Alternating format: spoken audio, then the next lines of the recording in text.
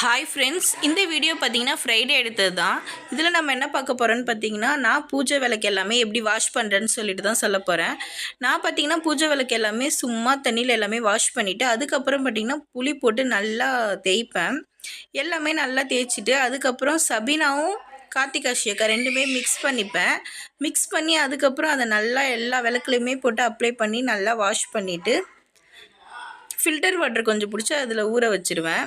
விளக்கு எல்லாமே ஃபில்டர் வாட்டரில் இருந்தால் நல்லா கருப்பாகாமல் பளிச்சுன்னு வெள்ளை வெள்ளைன்னு இருக்கும்.